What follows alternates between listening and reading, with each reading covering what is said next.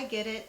You are financially savvy and you want to make the most money from selling your house and want to save that 3 to 6% you would have to pay a realtor.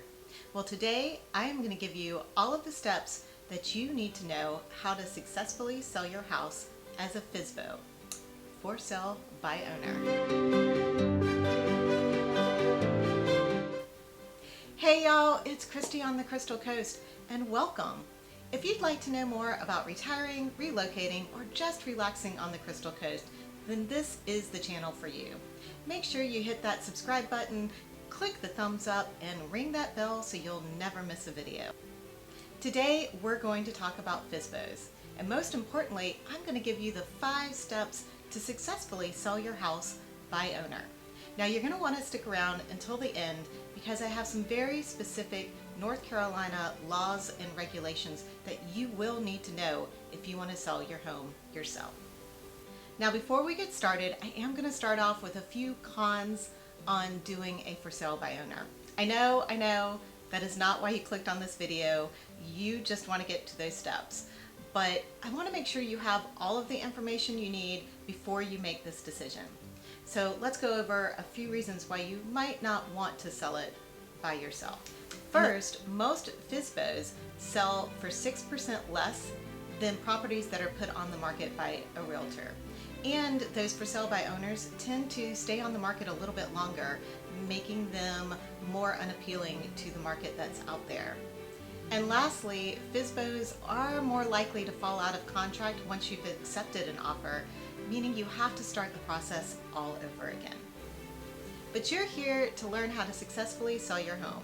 So let's get started. Number 1, start with a plan, because failing to plan is planning to fail. Love that quote. Pretty sure it's Churchill. Before you even start cleaning, staging, or taking any pictures, you need to have in place your overall plan and what your non-negotiables are going to be. With as fast as this market is moving, you need to know how quickly you can move out of your home. Do you have a place to go? Are you going to be renting? Are you going to be buying another home? What are you going to do once your house closes? Are you planning on asking the buyers for rent back so that you can stay in the home while you look for something else? One thing to note is that most lenders, if the buyers are buying it as their primary residence, are only allow for 60 days of rent back to the seller. So you need to know where you are going to go once your home closes. You also need to know what your non-negotiables are going to be. Aside from price, obviously that's going to be something that is going to be a big thing that you're going to want to negotiate. But within the terms of the contract, are you going to be willing to make repairs? Or are you going to sell the house as is? Are you going to be willing to give the buyers some cash back for repairs if you're not willing to make any of the repairs?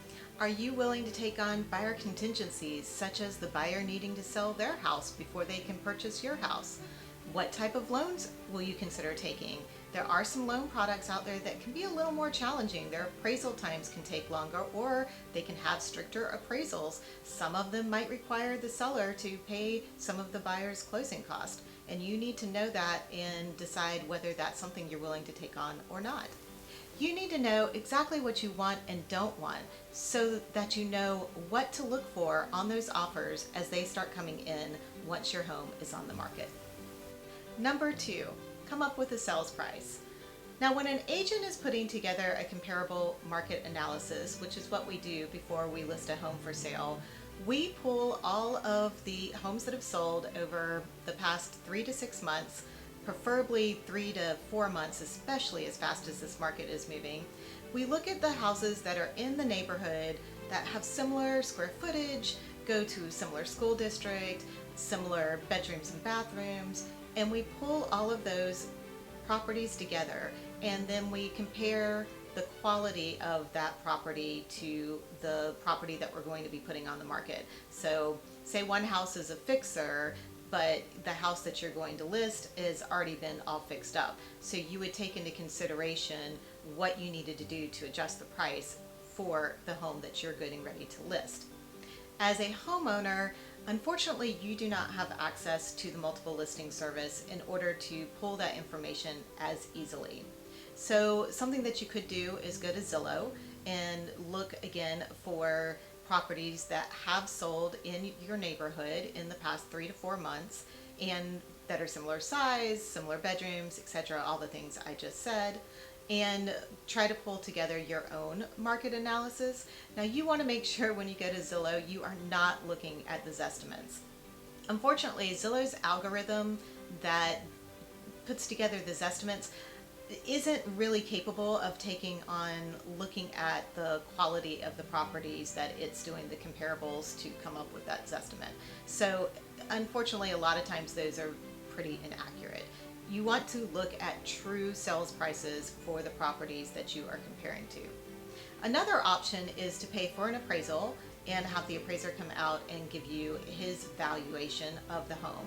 And an appraisal I think runs right now between $200 and $400 depending on the size of the house. It's a fast market, so you might have a little challenge getting an appraiser out there in a timely manner. So I would suggest, if you want to go that route, that you would start that process pretty early. One of the biggest challenges with FSBOs is getting that sales price right. If you price your house too low, even with multiple offers, you could end up leaving money on the table that you could have gotten. And if you price your house too high, it could end up sitting on the market for a long time, and then people start to think that there's something wrong with the property. Ironically, pricing is everything in a seller's market and can really impact how much money you make on your home. Number 3, getting your house ready to sell. I cannot stress enough how important it is to have your house looking its best before you put it on the market. I did a video on tips for sellers in 2021 that I'll link up here, and you should watch that after you finish watching this video. And it's about the importance of cleaning and staging, and most importantly, getting those professional pictures for your home. No matter how great your iPhone camera is, it cannot make up for the lighting and perspective that a professional photographer can. And if you think pictures don't matter, go talk to the 90% of the buyers that found their future home by looking at pictures on the internet. You should also be thinking of a plan or schedule of how to show your home to prospective buyers at this point. Number 4, figure out where you are going to market your home. Are you just going to stick a $20 sign in the front yard and wait for people to drive by? Are you going to put your house on Zillow, Facebook Marketplace, or Craigslist? Or are you considering using a flat fee service to put your house on the multiple listing service? There are a few things you need to know if you're going to put it on the multiple listing service here in North Carolina. First, you will be required to pay a buyer's agent commission, which is going to run you about 2 to 3%. And second, if you have your house on the MLS, you cannot have a for sale by owner sign in your front yard, meaning you can use one of the brokerage signs or you can just put a for sale sign, but you cannot use a FSBO sign. And at this point, you should also start considering what type of social media strategy you are going to use so that you can let your friends, family, and acquaintances know, and they can share with their friends, family, and acquaintances. Number 5.